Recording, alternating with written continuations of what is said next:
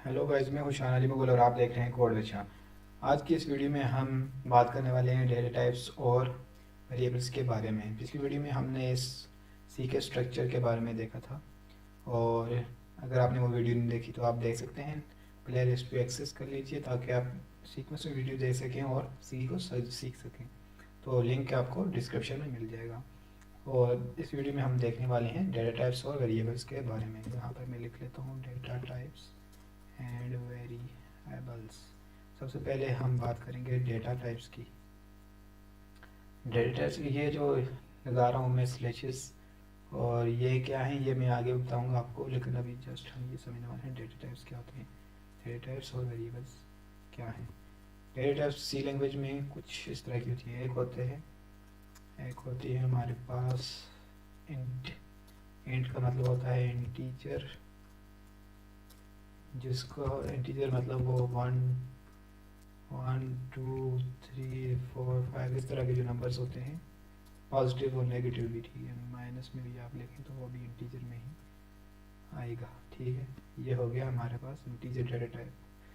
और उसके बाद हमारे पास होती हैं, इंटीजर के बाद होता है हमारे पास फ्लोट। फ्लोट हमारे पास होते हैं जो डेसिमल पॉइंट नंबर होते हैं, मतलब 34.233 हो गया, या इसी तरह के जो डेसिमल में हमारे पास नंबर्स होंगे उनको फ्लोट कहा जाता है सी लैंग्वेज में।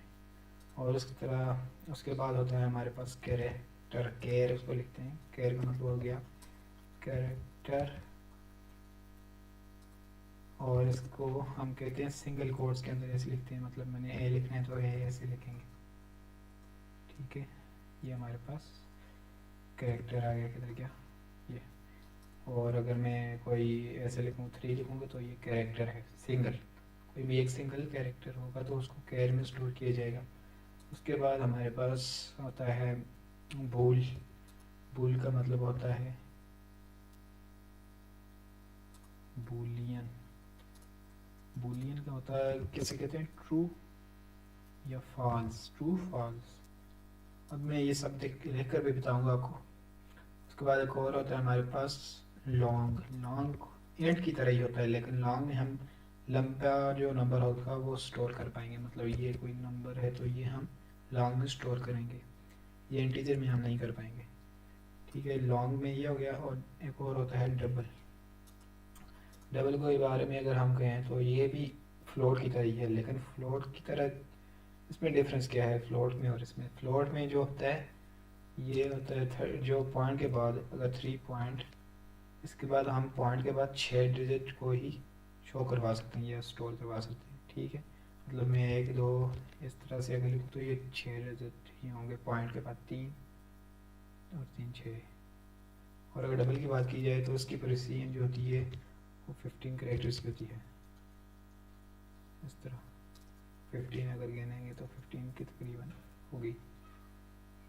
और यही होते हैं हमारे पास सी लैंग्वेज में डेटा टाइप्स। अब आप में से कुछ लोग सोच रहे हो क्या स्ट्रिंग नहीं होती? नहीं, स्ट्रिंग सी लैंग्वेज में बाय डिफ़ॉल्ट नहीं होती है, लेकिन हम उसको यूज़ करेंगे। आगे स्ट्रिंग को कैसे यूज़ करते हैं उसको वो हम देखेंगे, लेकिन इसका डेटा टाइप हमारे पास नहीं होता सी लैंग्वेज में। तो अब बात कर लेते हैं वेरिएबल्स के बारे में। डेटा टाइप्स क्यों होती हैं? जब आप कोई भी डेटा स्टोर करना चाहते हैं तो उसकी डेटा टाइप, मतलब इंटीजर स्टोर करना चाहते हैं तो आप इंट लिखेंगे, फ्लोट करना चाहते हैं फ्लोट, बूलियन मतलब ट्रू फॉल्स कोई वैल्यू स्टोर करना चाहते हैं तो उसके लिए बूल यूज़ करेंगे। इसके लिए हम डेटा टाइप्स के बारे में जानना ज़रूरी होता है। उसके बाद हम बात कर लेते हैं वेरिएबल्स के बारे में। वेरिएबल्स क्या होते हैं ये भी देख लेते हैं। वेरिएबल्स, ठीक है, इसको वेरिएबल्स को लिखने का सिंटेक्स क्या होता है ये भी देख लेते हैं। सिंटेक्स इसका कुछ इस तरह होता है। पहले हम डेटा टाइप लिखते हैं। डेटा टाइप मतलब कौन सा डेटा स्टोर करवाना चाहते हैं। वेरिएबल क्या है? एक बॉक्स है जिसमें आप कुछ वैल्यू स्टोर करवाना चाहते हैं। ठीक है, जैसे बॉक्स होता है ना कुछ, उसमें आप कोई सामान रखते हैं, इसी तरह वेरिएबल भी एक बॉक्स की तरह ही होता है जिसमें आप कुछ डेटा स्टोर करवाना चाहते हैं। अगर मैं इंटीजर टाइप का डेटा स्टोर करवाना चाहता हूँ तो मुझे उसका वेरिएबल कैसे बनाना पड़ेगा। सबसे पहले हम इंटीजर के लिए क्या लिखते हैं? इंट लिखते हैं, डेटा टाइप जो होती है। उसके बाद उसका नाम, मतलब वेरिएबल का नाम कुछ भी हो सकता है। मान लें मैं लिखता हूँ ए, उसका नाम मैंने ए रख लिया। और उसके बाद इक्वल टू का साइन, और उसके बाद वैल्यू, कौन सी वैल्यू स्टोर करना चाहते हैं। मैं 100 स्टोर करवाना चाहता हूँ तो मैंने 100 लिखा और सेमी कॉलन।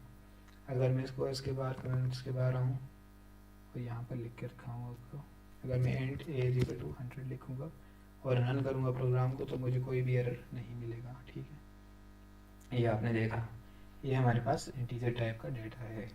और अगर मुझे फ्लोट का करवाना है तो फ्लोट के लिए क्या करना पड़ेगा, मतलब डेसिमल पॉइंट्स जो होते हैं शरिया वाले, वो वाले अगर स्टोर करवानी वैल्यू तो हम फ्लोट को यूज़ करेंगे। उसका नाम हम BAC रख लेता हूँ मैं, और मैं इसका 23.11 इसकी वैल्यू रख ली। अगर मुझे डबल को स्टोर करवाना है तो D रख लेता हूँ इसका नाम, और इसकी वैल्यू ये रख ली। इस तरह क्या रखना है, कैरेक्टर वगैरह जो हमने करवाना है तो उसके लिए C रख लेते हैं नाम, और इसके अंदर हम कोई भी सिंगल कोर्स जो होते हैं उनके अंदर मैं वैल्यू स्टोर करवा सकता हूँ, मतलब मैं Z जो है उसको लिखना चाहता हूँ। उसके साथ साथ हमारे पास क्या था, हम सबको एक एक करके देख रहे हैं, तो केयर भी हो गया हमारा, और हमारे पास लॉन्ग होता है। लॉन्ग में हम लेंथी जो इंटीजर टाइप का वेरिएबल होता है उसको हम कर सकते हैं, हम इसको नेगेटिव भी कर सकते हैं। अगर मैं इसे लिखूँगा तो ये स्टोर हो जाएगा, यहाँ पर भी मैं 100 की बजाय -100 भी कर सकता हूँ। और उसके बाद हमारे पास लॉन्ग भी हो गया, और उसके बाद हमारे पास होता था डबल। D का नाम रख लेते हैं, उसको हम 3 पॉइंट इस तरह की कोई वैल्यू अगर स्टोर करवाना चाहें तो हम ये करवा सकते हैं। ये हमारे पास आगे वेरिएबल, इस तरह के हम वेरिएबल बनाएंगे। वेरिएबल जो हैं क्या है, एक बॉक्स की तरह जिसमें हमने वैल्यू स्टोर करवाई। जैसे हमने देखा इंटीजर टाइप में हमने वैल्यू स्टोर करवानी थी, तो हमने किसमें क्या डेटा टाइप यूज़ की, इंट, और उसका नाम रख लिया ए, और इक्वल टू का मतलब होता है असाइनमेंट ऑपरेटर, मतलब कि हमने साइन कर दी वैल्यू इसको -100। फ्लोट में भी यही हिसाब था, फ्लोट हमने डेटा टाइप रखा, उसका नाम BAC रख लिया, और इसको साइन कर दी वैल्यू 23 आगे पीछे हो गया 23.11। ठीक है, और इसी तरह हम ये सब डेटा टाइप्स और वेरिएबल्स बना लिए, और डेटा टाइप्स की मदद से इनकी वैल्यू स्टोर करवा दी। अब अगर हमने इनको प्रिंट करवाना होगा स्क्रीन पर, तो हमने पिछली वीडियो में देखा था हम क्या यूज़ करते हैं, प्रिंट एफ के अंदर हम यूज़ करते होते हैं %D। ये हम देखेंगे आगे %D का क्या मतलब है, और ये सब हम देखेंगे। ये मैंने लिखा, ये D डबल क्या होगा, थोड़ा छोटा कर लेते हैं नंबर D। ओके, D एक मैंने यहाँ पर डबल ओ मतलब बना लिया है, उसको मैं मिटा देता हूँ। अब रन करेंगे तो रन हो जाएगा -100। ये आपने देखा, अगर नहीं देखा तो दोबारा रन कर देते हैं। ये देखिए -100 हमारे पास आ गया। अगर मुझे इनको ऐड करवाना है तो हम क्या करेंगे, हम इसको एक और इधर %D लगा कर +BAC, मतलब मैं फ्लोट का सर्च करवाना चाहता हूँ तो ऐसे लिख कर इसको मैं ऐड भी करवा सकता हूँ। ठीक है, यहाँ पर कुछ ना कुछ इसका मुझे आउटपुट मिला है, और यहाँ पर कुछ इसने गड़बड़ कर दी है। ये हम ऐसे आगे देखेंगे इसके बारे में, printf के बारे में। और ये हमारे पास हो गया, वेरिएबल्स भी हो गया, आपने देख लिया। अब अगर हम देखना चाहते हैं वेरिएबल के जो रूल्स हैं, मतलब नाम रखने का है, हम लिख लेते हैं यहाँ पर रूल्स फॉर नेमिंग वेरिएबल। ये जो हमने नाम रखे थे ना, ए रखा था, BAC रखा, D, इसके कुछ रूल्स होते हैं हम जो हमें फॉलो करना पड़ते हैं। मतलब हम जो नाम है, name can not start with any number. ठीक है, मैं नंबर से हम नाम स्टार्ट नहीं कर सकता, मतलब मैंने अगर लिख लूँ 1 है तो मुझे एरर मिलना चाहिए। ये देखिए इसने एरर दे दी, ये रेड लाइन आ गई थी, ये दोबारा देख लें ये। और अगर मैं इसको आगे ले जाऊँ, मतलब पीछे नहीं रख सकता, शुरू में नहीं रख सकता, बाद में रख सकता हूँ, A1 रख लूँ तो अब मुझे आउटपुट में शो हो जाएगी, और एरर वगैरह कुछ भी नहीं मिला। ये था हमारा पहला रूल कि नंबर से हमारा वेरिएबल का नाम नहीं शुरू हो सकता। और उसके बाद जो दूसरा है, वो नाम जो होता है वो कोई भी फंक्शन से मैच नहीं करना चाहिए। ठीक है, नेम जो रिजर्व वर्ड है वो नहीं होना चाहिए।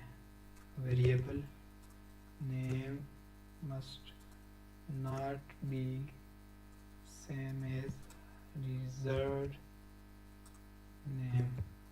ऐसा रख लेते हैं। अब रिजर्व्ड नेम का क्या मतलब है, जैसे सी लैंग्वेज में जो पहले से यूज़ हो रहे हैं, जैसे इंट यूज़ हो रहा है, पहले से फ्लोट यूज़ हो रहा है, डबल यूज़ हो रहा है, केयर यूज़ हो रहा है, लॉन्ग यूज़ हो रहा है। अगर मैं इंट के आगे एक और इसका नाम भी इंट ही रख दूँ, मान लें, या फ्लोट रख लेते हैं, तो ये मुझे एरर देगा। देखिएगा, ये देखिए इसने मुझे एरर दे दिया। इसका मतलब वो जो सी लैंग्वेज में पहले से वर्ड यूज़ हो रहे हैं, की वर्ड्स यूज़ हो रहे हैं, उनके नाम से हम वेरिएबल का नाम नहीं रख सकते, इसलिए हम इस तरह रख लेंगे, A1 रख लेंगे, ये रख लेंगे, कुछ भी। लेकिन आपका, हमने जस्ट ये लिखा है, लेकिन आप जब प्रोग्राम्स लिखेंगे तो आपका मीनिंगफुल नेम होना चाहिए, ठीक है। आप किस टाइप का डाटा स्टोर करवा रहे हैं, मतलब आप किसी का नाम स्टोर करवा रहे हैं तो आप नाम रखने, ऐसे नेम लिख सकते हैं, ठीक है। अभी हम जस्ट इंटीजर करवा रहे हैं तो हमने ये लिख लिया। उसके बाद एक और रूल होता है, variable name can be started